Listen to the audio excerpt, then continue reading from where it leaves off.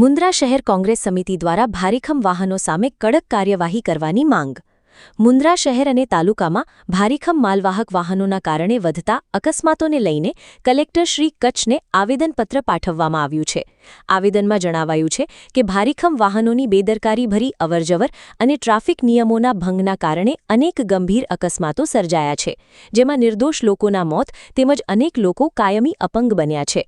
કોંગ્રેસ સમિતિએ કલેક્ટરશ્રીના જાહેરનામાની કડક અમલવારી, પ્રતિબંધિત માર્ગો પર ભારીખમ વાહનોની અવરજવર રોકવા, ઓવરલોડ વાહનો સામે કાર્યવાહી કરવા, વાહનોની ફિટનેસ અને ડ્રાઈવરોના લાયસન્સની ચકાસણી કરવા તેમજ ટ્રાફિક અને પોલીસ તંત્રને કડક સૂચનાઓ આપવા માંગ કરી છે. સમિતિએ જણાવ્યું કે મુન્દ્રા વિસ્તારમાં અદાણી પોર્ટ સહિત અનેક ઉદ્યોગોના કારણે ભારે વાહન વ્યવહાર રહે છે, તેથી લોકોની સુરક્ષાને પ્રાથમિકતા આપીને તાત્કાલિક અસરથી અસરકારક પગલાં ભરવા જરૂરી છે. આ અંગે યોગ્ય કાર્યવાહી કરવા અને ભવિષ્યમાં અકસ્માતો અટકાવવા કોંગ્રેસ સમિતિએ તંત્ર સમક્ષ નમ્ર પરંતુ દ્રઢ રજૂઆત કરી છે. આ આવેદન મુન્દ્રા શહેર કોંગ્રેસ પ્રમુખ કાનજીભાઈ સોંદરાની આગેવાનીમાં આપવામાં આવ્યું હતું.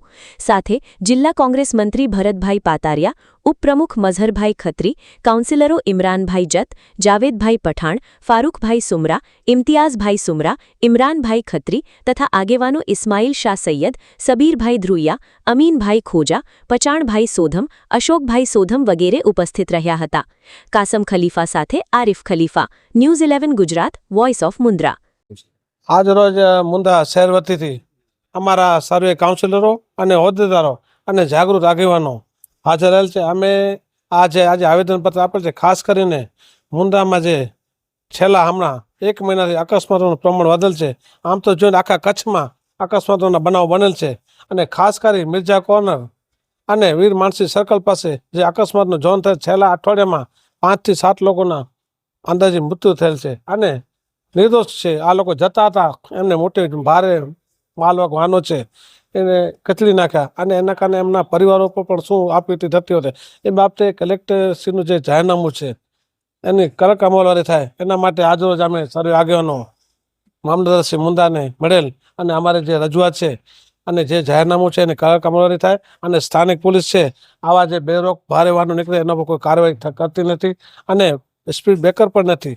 એ બાબતે અમે મામલતદારશ્રીને કીધું છે કે ભવિષ્યમાં આવા બનાવો ન બને અને મેસી કલેક્ટર સાહેબનું જે જાહેરનામું છે એની અમલવારી થાય અને જે ભારે વાહનો છે મુન્દ્રા શહેરમાં અને આજુબાજુમાં ના આવે, જેનાથી જે નિર્દોષ લોકોનું મરણ થાય છે ન થાય, એવી અમારી રજૂઆત હતી. બેને અમને કીધું કે તમારી જે રજૂઆત છે એ અમે ધ્યાન દોરેલ છે અને તાત્કાલિક જે સ્પીડ બ્રેકર છે અને જે જાહેરનામું મેસી કલેક્ટર સાહેબનું છે એની કડક અમલવારી કરેલ છે અને રાહદારીઓ માટે જે જરૂરી સૂચનો છે એ પણ કરેલ છે અને આગામી થોડા દિવસોમાં એ બાબતે જરૂર પગલાં ભરશે કીધું છે. અમારી જો માંગ સ્વીકારવી તો ભવિષ્યમાં અમે પ્રજાને સાથે રાખી અને જલદ આંદોલન કરશું.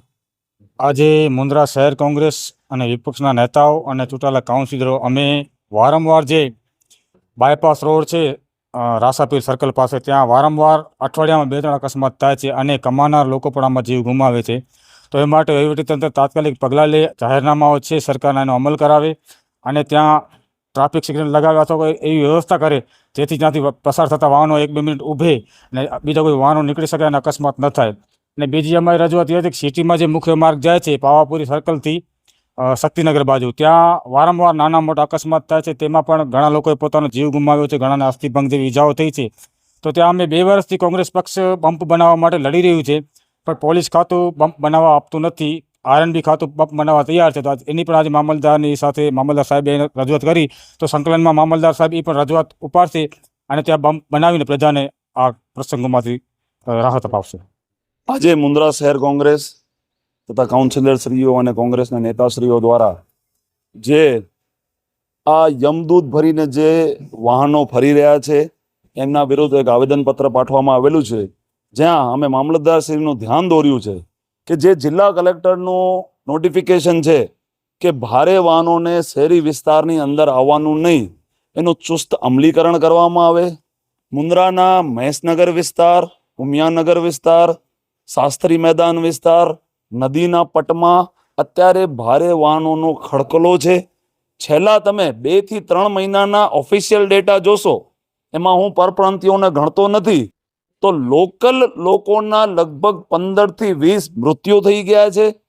આ મૃત્યુના માટે કારણ માત્ર ને માત્ર તંત્ર જવાબદાર છે જે સૂતું પડ્યું છે, જે આ યમદૂત ભરીને ભરતા ભારે વાહનો ઉપર કોઈ એક્શન નથી લેવામાં આવતું.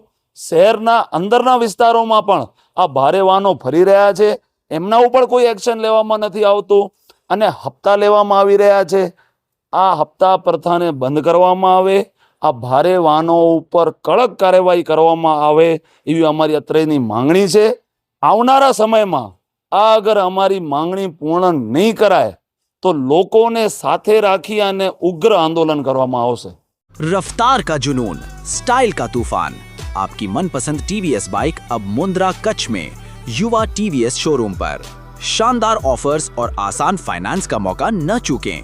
अभी कॉल करें 9998812998 या 9724518848.